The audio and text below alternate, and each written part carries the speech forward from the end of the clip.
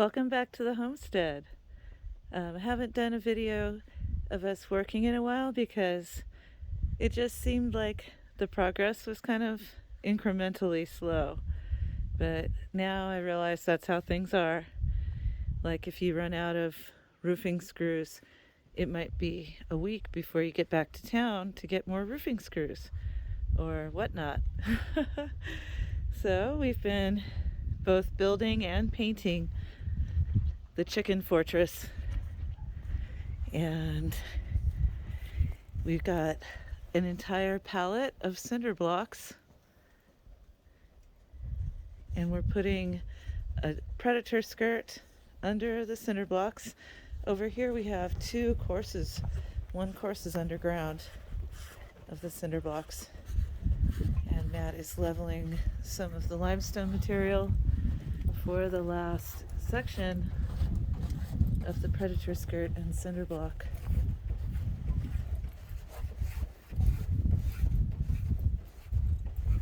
And we have this beautiful roosting coop. Let me open the door so you can see inside there. So I still have some areas I need to put some paint on, but overall they've got a comfortable place to get out of the weather and sleep nice and cozy. So I'm liking the look of this. This color is barn red. It comes that way in a big 5-gallon bucket, and it matches the shipping container beautifully. So I think our girls will be very safe. They're going to have a side door and a porch to the right there, and a ramp or a ladder leading down, and then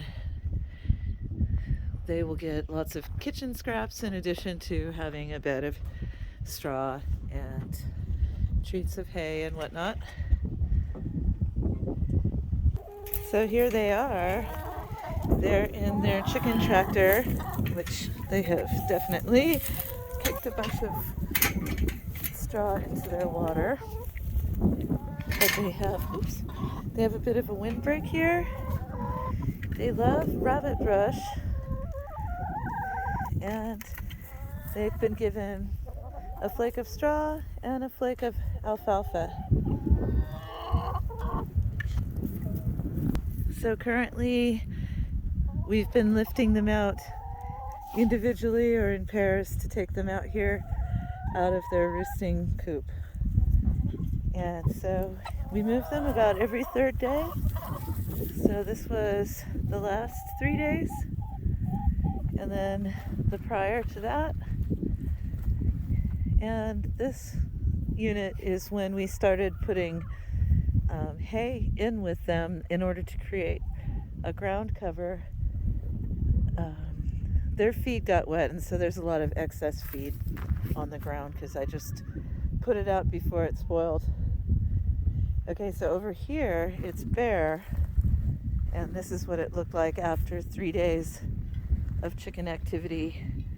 They clean out the rabbit brush. Otherwise it looks like this. They really like it. Anyways, adding the straw, we're hoping to grow some more pasture lushness out here.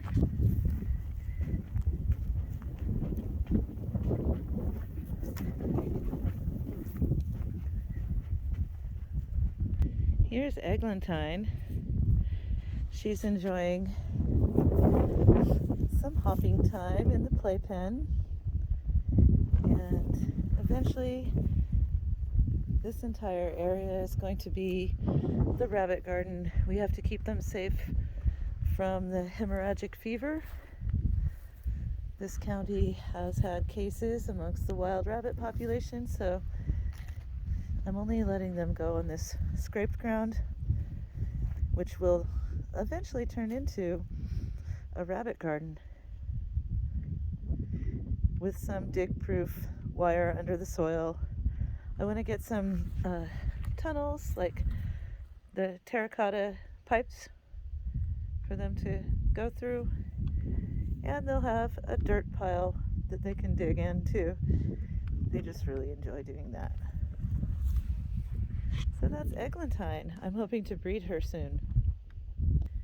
And here's my first gardening project, such as it is. I'm calling these fertility pits. They're going to be planting basins, and this one I've just begun throwing kitchen compost into. This one has a bunch of kitchen compost layered with rabbit litter, and it gets our gray water. But I kind of like how it collects the snow, because then that will melt. So that's kind of a water unit collector. And I have to refine the edge some more, but we have a gentle slope coming downhill here, and I'm hoping it will, I'm going to level the spillway so that the sheeting water, when it rains, can just smoothly sheet into the depression, and then the berm around the back can contain it. When we first got the RV, Matt used the tractor to clear a drive, like a big U here, to turn so that we could get it positioned correctly. And then I went and tried to mark on contour as best I could. And then he cleared the vegetation. He didn't scoop below the stalk root level. He just scraped the vegetation off and pushed up a berm, roughly on contour. I'm going to refine it. But this is where I've been dumping the majority of the rabbit litter. Let me get out of the picture. So it's a south-facing slope. I'm going to start at the top and start creating on contour trench basin plantings and get some of those native seeds in. I understand that it is about time that I could plant root crops out here. So I hope to get some beets. I don't have turnips. I don't know, the beet family, so beets and Swiss chard and spinaches and lettuces, and then also brassicas. But down here at this berm, I did notice that it too drifted snow up on this hay pile, this litter pile, and it took a long time to melt. And you can see that there's water seeped into the side of the berm, and then because it's created a north face. But I imagine that plants planted on the berm will access that water and then grow towards the south. And I'm also hoping that this berm will stop some of the sheet water that's starting head cuts right above this gully line, and we can affect the erosion patterns.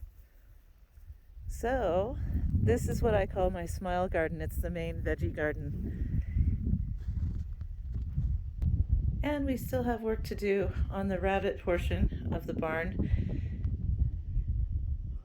I think what's going to happen is we're going to put the door on this end and build the other side with the row of rabbit cages the way this one is.